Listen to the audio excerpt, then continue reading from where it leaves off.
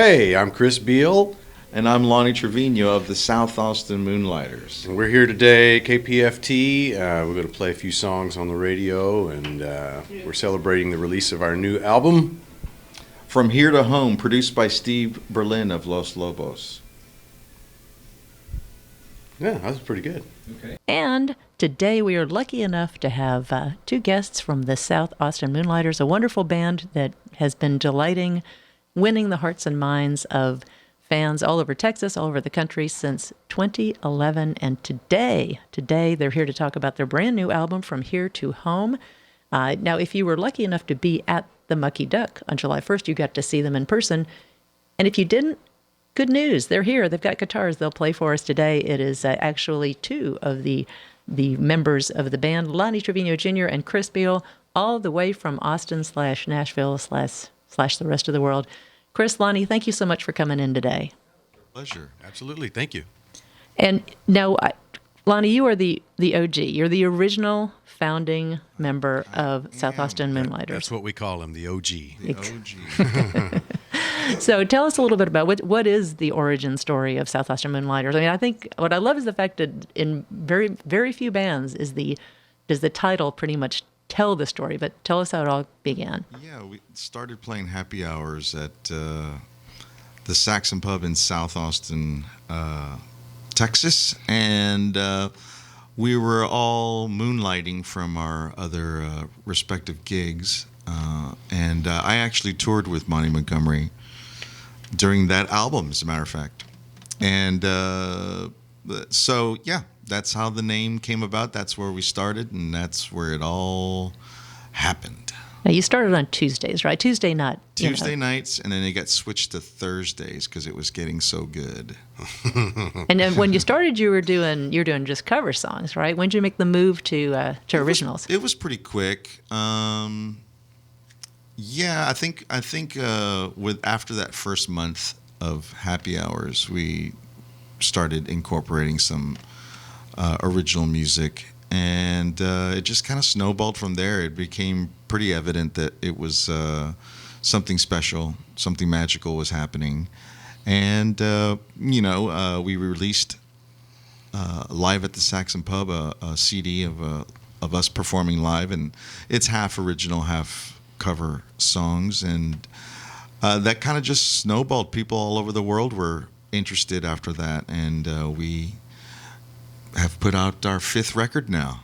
Wow. Yeah. Wow. Time flies. It sure does. Now, Chris, when did you join the band? 2014, so I'm coming up on 9 years here. Mm-hmm. Will there be a special party for your 10th anniversary? Right? Yeah, I hope so. Should be. In the South Austin Moonlighters tradition of I don't know. Right. Yes.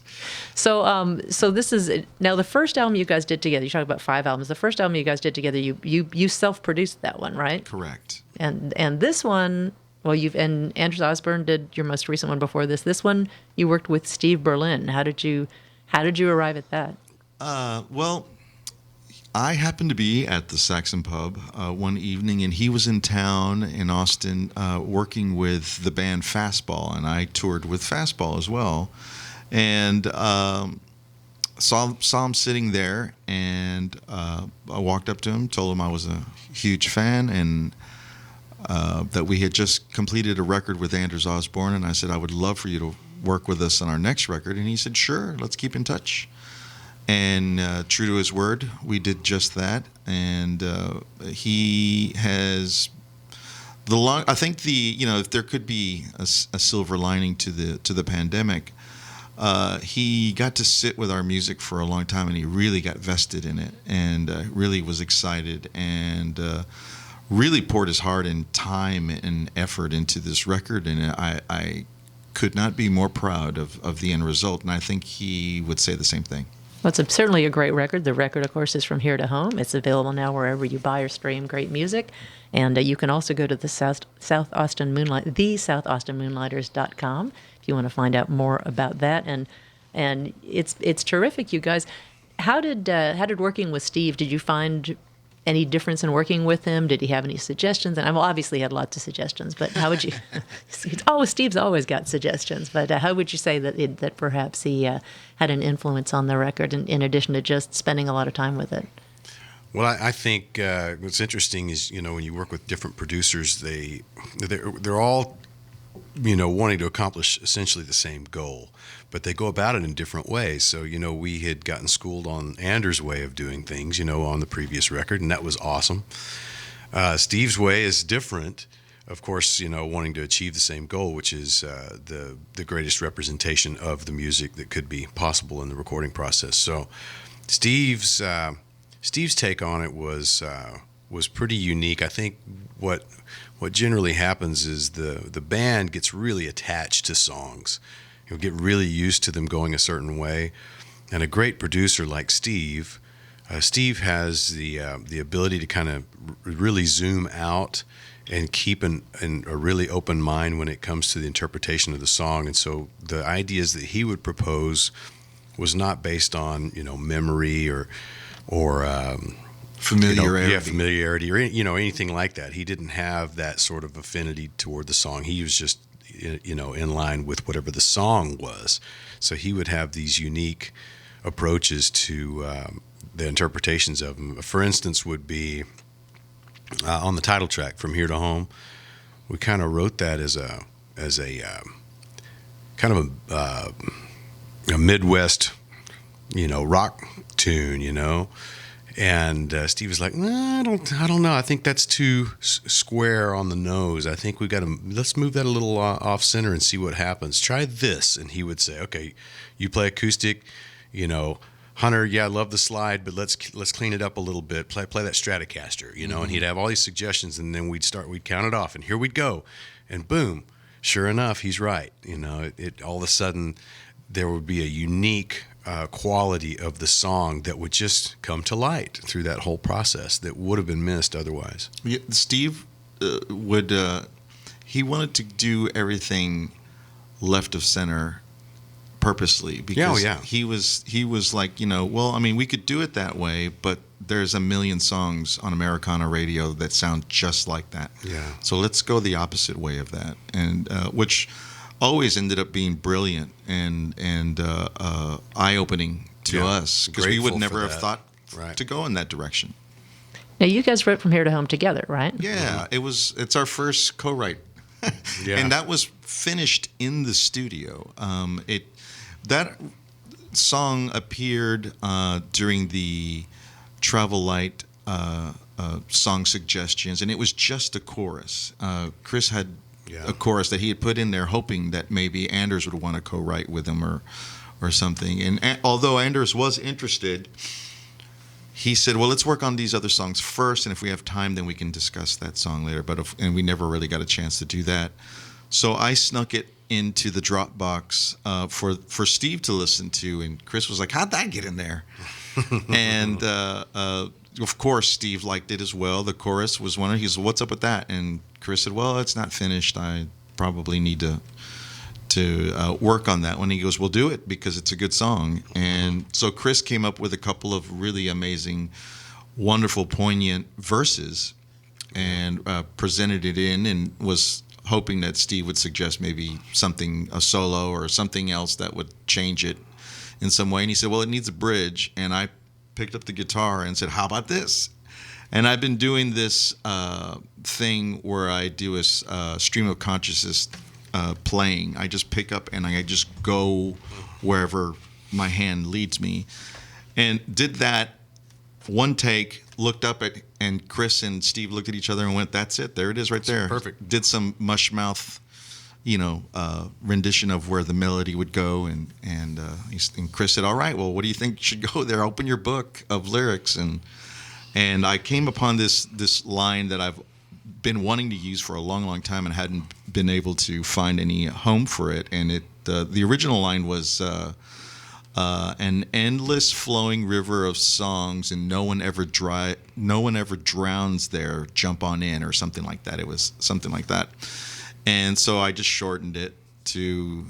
It came pretty quickly. I said, "An endless flowing river of song," and it gives me the strength to carry on. And Chris said, "That's it. Let's go." let's go cut it. And we cut it pretty quickly. It fell into place really. I mean, Hunter wrote the hook slide part really fast. It was pretty fly. You know, when you're in the zone in the studio, when you're working in the studio, stuff like that happens, and it's magical. And there's a reason why it happens like the way it does, because you're in that mind space and you're not interrupted by day-to-day life. So it worked out really well. Can y'all play that one for us? Sure. Well, we're not tuned for that one. Okay. Quite Well, yet. So I tell you what. Let's put a pin in that. Come back to that one. Yeah. All right. You promise. You promise you'll play that one. Absolutely. All right. What would you like to play? What song are we tuned for now? Well, there is a song on the album. It's the only ballad, if you will. It's called "Faded into Gray," and I co-wrote this song with our dear friend Amy Hooper, and it's in a ancient tuning. It's a Tibetan chant tuning. Yeah, Is it a secret? It is a secret. Oh, It was brought to us by a monk who chanted it in a mantra that. We had to have 3 different translators just to understand what he was saying. Well, we had to listen to it a few times before we figured out what he was saying, but I think we figured it out. Anyway, this is called Faded into Gray. It goes like this. 1, 2, 3.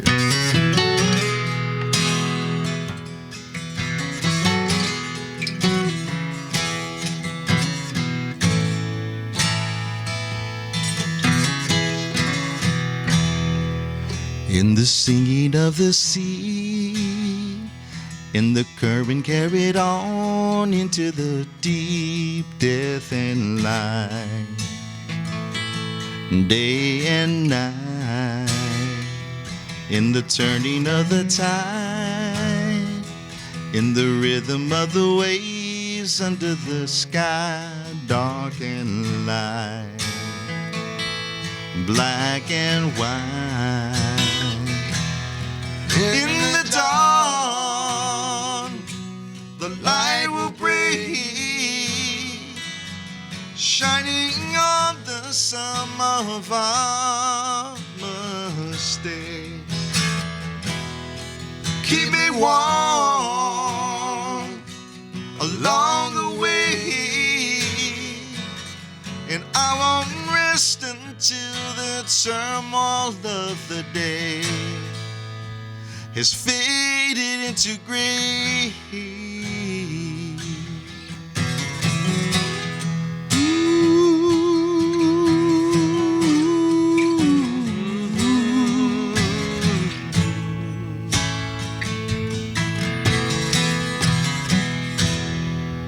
When the words won't find a way, treading lightly in my thoughts, what do I say? Love and hate. It's not too late. And dig my feet into the sand. The world is shifting as I try, making my stand, wrong and right, black and white. 'Cause in the dawn, the light will break, shining on the sum of our mistakes. Keep me warm along the way, and I won't rest until the turmoil of the day has faded into gray.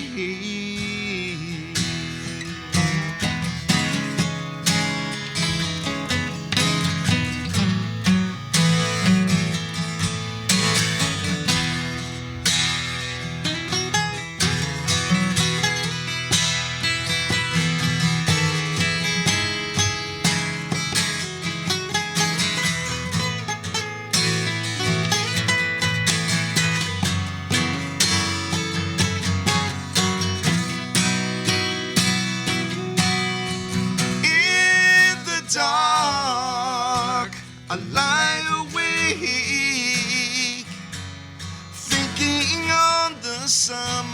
of our mistakes. Keep me strong along the way, and I won't rest until the turmoil of the day is faded into gray.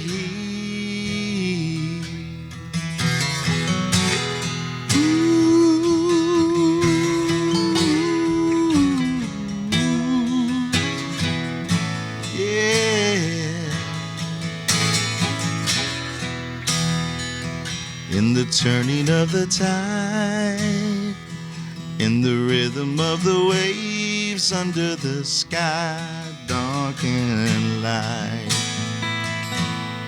black and white.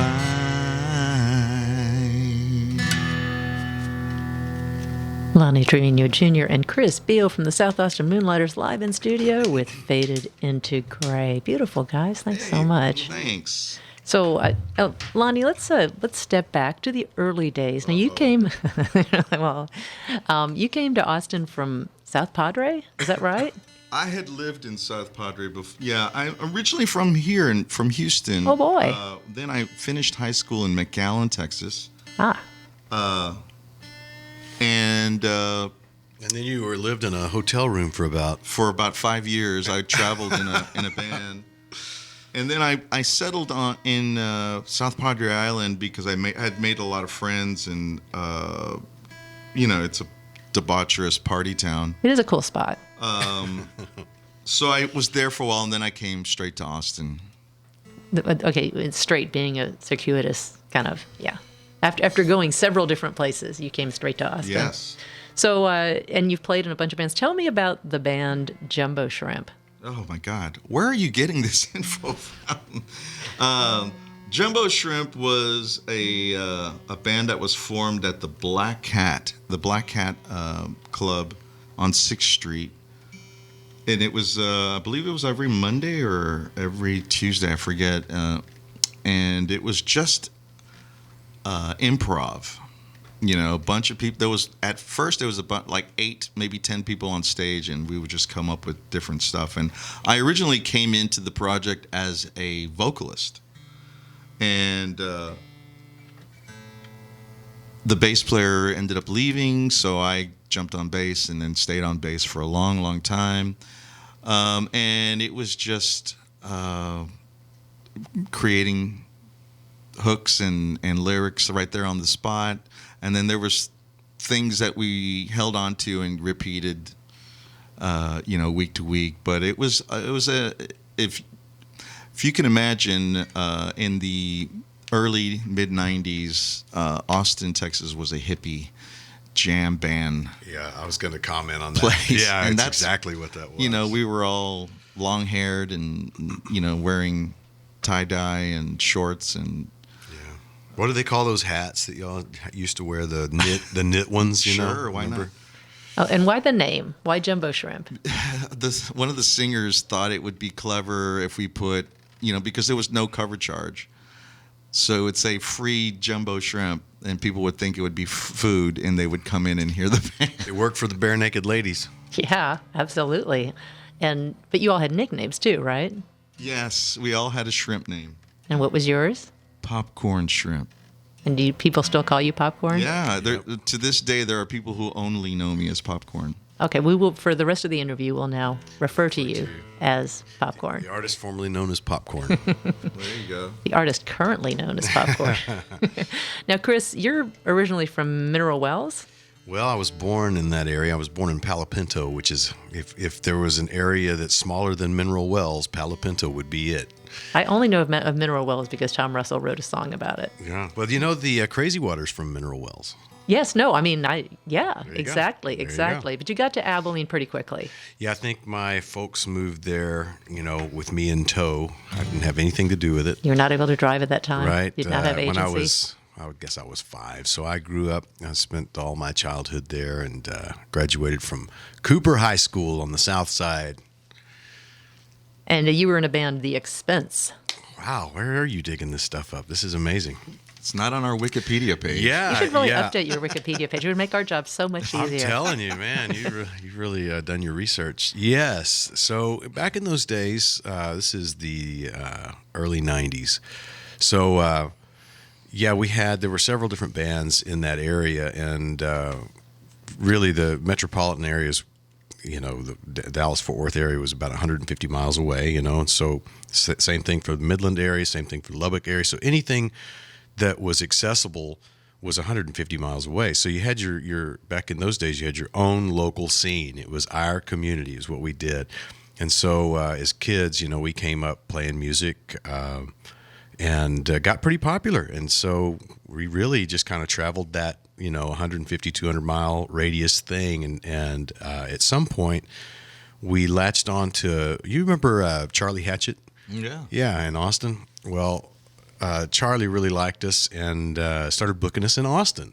So we would go down to Austin almost once a month. Back in those days, we'd play on 6th Street. We'd play the Place is where we would go. You remember that one, Lonnie?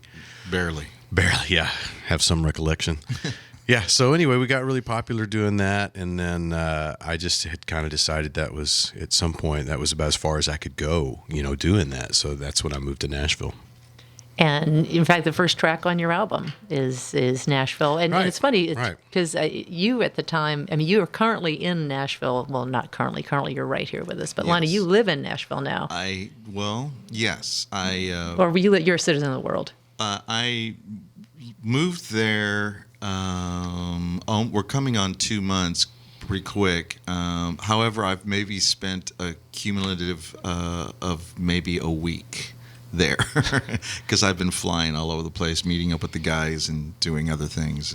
And having an album release. Yeah, absolutely. So it can be understood that while you do currently live in Nashville, the song Nashville, that's really about your experience in Nashville, right? Yeah, it's kind of two chapters. It's originally when you move to a new area. I mean, any of us that have ever moved and kind of started over or anything like that, there's a profound effect that the area takes on you, no matter where it is you're from and where it is that you go.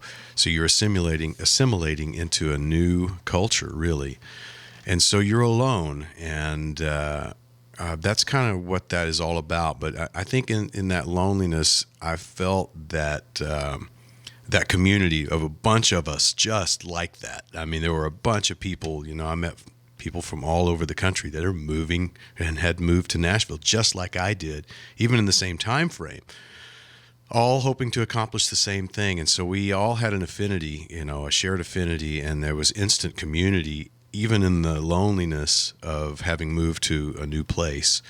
And so you set that against the backdrop of years later, there have been a couple of pretty dramatic tragedies there in Nashville. And the most recent one is that tornado that tore through, right before the pandemic. Literally, I think it was March. It was February or March that year in 2020.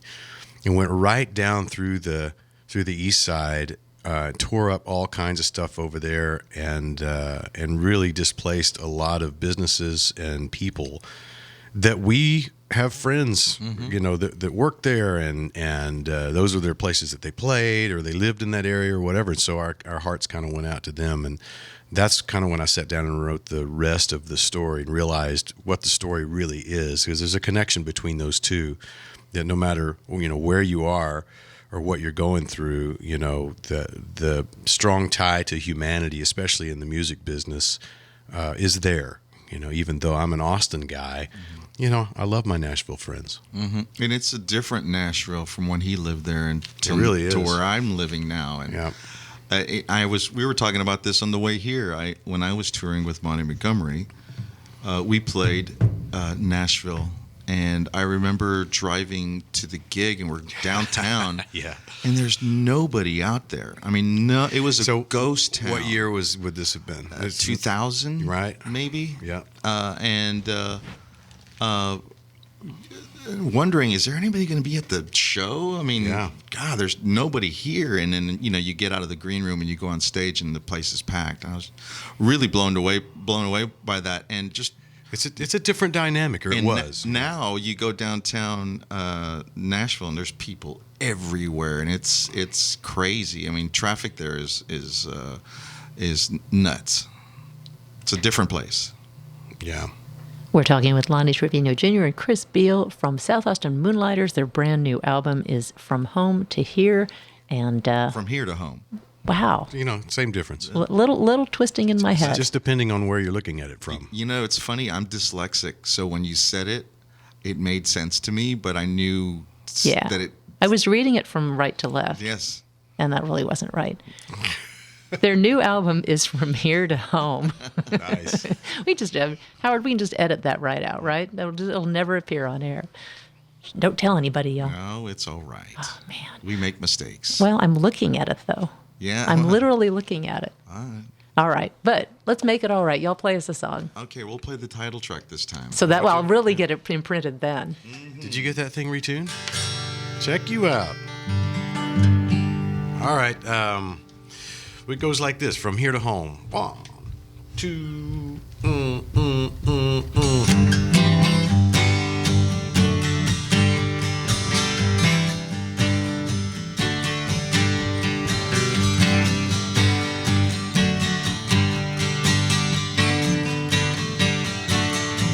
Got the blues down in my pocket. Got a song above these wheels. Driving off into the sunset. Just the sound of 2 tons of steel. Or maybe it's true, it's where your heart is. Mine's in a large automobile. Headed for sunshine somewhere around the corner. Headed for happiness just over that hill. But it's a long way from here to home, making the miles on the wheels of a song. Another town, I'll be moving on. It's a long way from here to home, such a long way from here to home.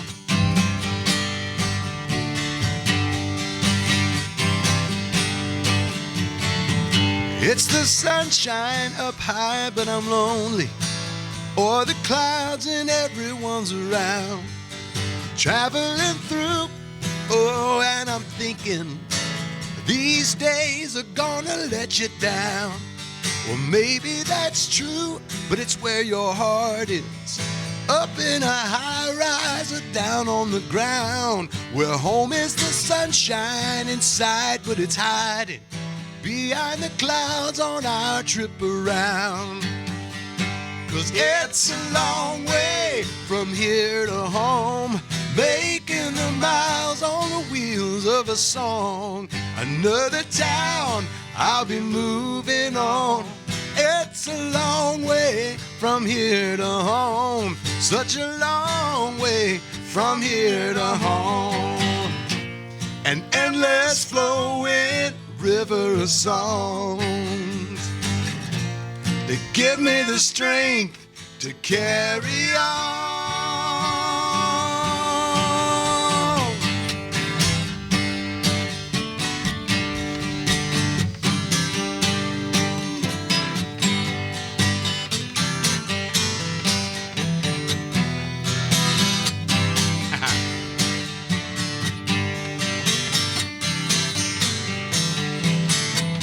Got the blues down in my pocket. Got a song above these wheels. Driving off into the sunset. Just the sound of 2 tons of steel. It's a long way from here to home, making the miles on the wheels of a song. Another town, I'll be moving on. It's a long way from here to home, such a long way from here to home. It's a long way from here to home, such a long way from here to home. A long way. It's a long way. A long way. It's a long way. From Here to Home, the title track from South Austin Moonlighters' latest release, available now wherever you stream or purchase music. And of course, you can go to thesouthaustinmoonlighters.com to get all the scoop about it. We are here in the studio with Lonnie Trevino Jr. and Chris Beal. That was great. That was worth tuning for, gentlemen. Oh, good. And let me just pick a different song now that you're not tuned for. No, it's all carefully planned. I know you guys could roll with that. I know you could. So now these songs, these are beautiful songs. Did you feel, because you mentioned the fact that having Steve work on it during the pandemic helped, do you think that, or how did it affect you that you were writing these songs and creating them during the pandemic? I think there's going to be a ton of pandemic song babies coming out in the next few years. The birthing of songs. Yeah. There was just more time, and great songs come from adversity, and there was plenty of... There was a lot of that. Plenty of, sadness, also, happiness of being with family, that, time that you wouldn't have had otherwise, with your family and loved ones. So, there's a whole gamut of emotions that probably came out of that time, and of, artists need to create. And there it is. And this is our COVID record, I suppose. Well, when you look back on it, it is. I mean, it's unique in that when we look back on it and we see that it's kind of a rebirth that we were a part of in the South Austin Moonlighters, and I think that had a whole lot to do with Steve Berlin, mainly because he was pulling a lot of weight for us, and as an artist. That means a lot. Yeah. Especially when you're going through a really difficult time. As you know, we were going through some transitions in personnel at that time. And then, of course, the music business was just essentially non-existent. And so, there was a bunch of turmoil in our lives at that point. But the one constant that we had on the horizon was Steve. Saying, okay, here, when are we doing this? How are we doing that? I really like this song. We need to come up with a thing for that, And so he really kept us kind of focused. And when we look back on that whole process, it really just is kind of a rebirth of what we were already doing. So the South Austin Moonlighters just kind of went through this process of rediscovery and kind of reaching that point of, do we want to keep doing this, or can we keep doing this? And why we started doing this in the first place. Yeah. Because y'all were really just kind of hitting it really hard at 2019, and then all of a sudden, boom. It's true. We had tours booked in the UK, through Europe, and ending in Spain with Los Lobos, and of course that all went to down the drain. But it's we're up for the challenge. I mean, we're in many ways, and I know we're not alone, but it's like starting over again. And so here we are, and just creating and playing and doing what we know best. What else are we going to do? Yeah, exactly. Well, what you're going to do is keep playing songs from Here to Home, the new album from South Austin Moonlighters. You are listening to KPFT Houston. This is Border Radio. I'm Susan Darrow. And gentlemen, you're here right in KPFT in our brand new home. Yes, I know. It's our first time. Nice. So we're so glad you're here. This is a community radio station. We're here because people, hit the donate button at kpft.org, or they call our magical number 713-526-5738 and just drop a little tip in our virtual tip jar that way. Can y'all take just a minute and talk about the importance of a station like KPFT, in particular the importance of KPFT, what it's meant to you over the years? Boy, we could spend a whole hour on just, that. What about, go back to a little bit of the history of it, too, I think. It all started with the combustion engine. The wheel. The man first started rotating. This is, for a long time, there's, radio stations are almost, in the endangered list. But it was the way of communicating for a long, long time. It was the way you learned about new music. You learned about what was happening in your town, in your area, and what was happening, advertisements for mom and pop shops, whatever the case may be. Yeah. And now it's global. It used to be, just the radius of whatever your tower could reach. Whenever you were, sorry, I'm asking questions too, Susan. When you lived in Houston, what radio station did you and your dad listen to? Was KLOL. It was KL. That's right. I remember that. When did you when did you discover KPFT? Was that when you were a musician? Yes. Yeah. It wasn't until that I was actually in the industry that I learned about this radio station. Yeah, it's once again, hindsight is 20/20, right? So little did we know what lay in store, if you're looking down the road in 2000 or so, at what radio would look like. And then here we are, and now we kind of look back. And I realize personally that community radio is really all there is, and all there really should be, because that's what it originally was to begin with. It's almost as if, like in the old days before you had recorded music, you had gatherings in barns and stuff where people would play music, and that was how you experienced community. That's the only way you could get music, and it's that same type of idea that, like, with every advancement there's a trade-off. And so in the 2000s, we saw big corporate media conglomerates buying up all these radio stations, right? I was watching, and then you start getting canned programming. So you don't have any local access at all, right? So most folks that were listening to the radio in the mid-2000s, there was really no reason why they were listening to it other than a playlist. Well, now you've got access to all these great playlists on Spotify and stuff. And what we see, as far as I'm concerned, is now the spotlight really shines on community radio, because that was what the intent was all along. It's our way of connecting. And so the more we can get behind that, be a part of it, and do that, really what happens is you establish a culture. You've got your own culture right here. You've got your own community happening around this area. It's an art community, and everyone stays informed and hears great music, and it's a connection point. And also,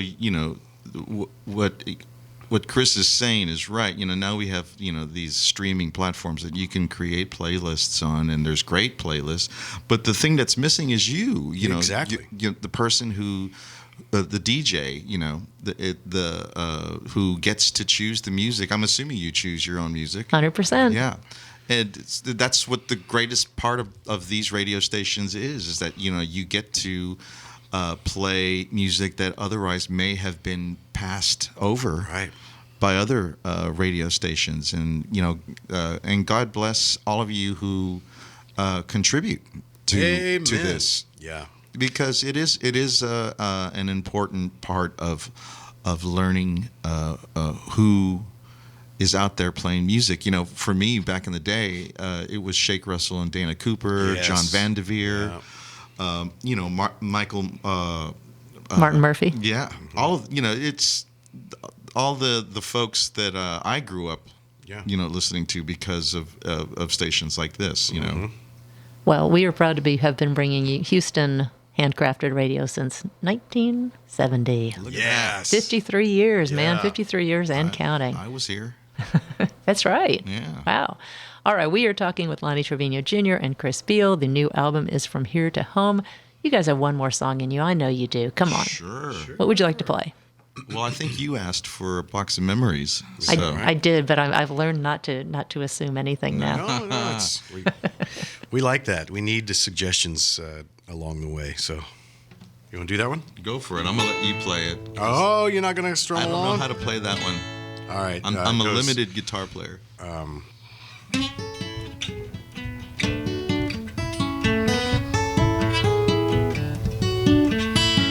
I've been waiting for you to call.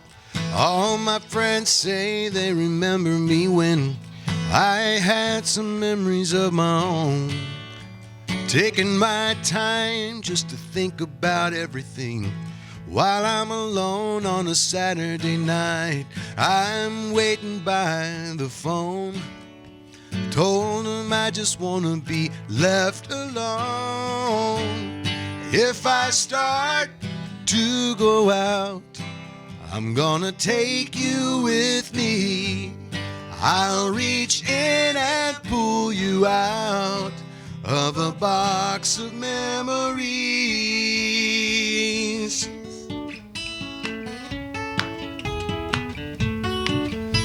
Well, I feel bad, but it's better this way.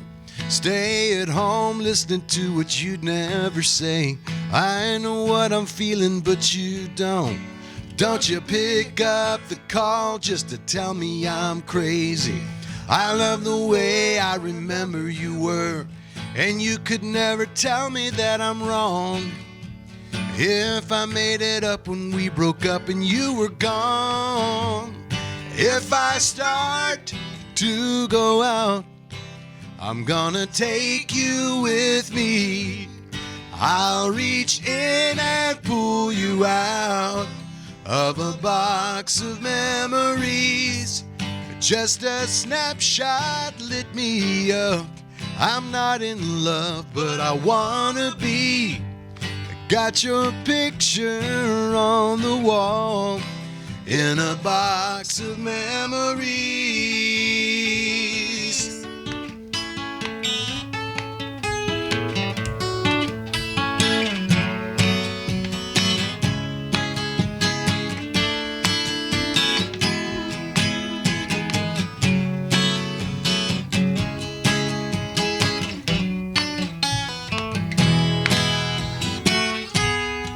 Well, I've been waiting for you to call. All my friends say they could see me when I didn't have to be alone. And I'm moving on, no more waiting by the phone. If I start to go out, I'm gonna take you with me. I'll reach in and pull you out of a box of memories. Just a snapshot lit me up. I'm not in love, but I wanna be. Got your picture on the wall in a box of memories. Got your picture on the wall in a box of memories. Yeah, yeah.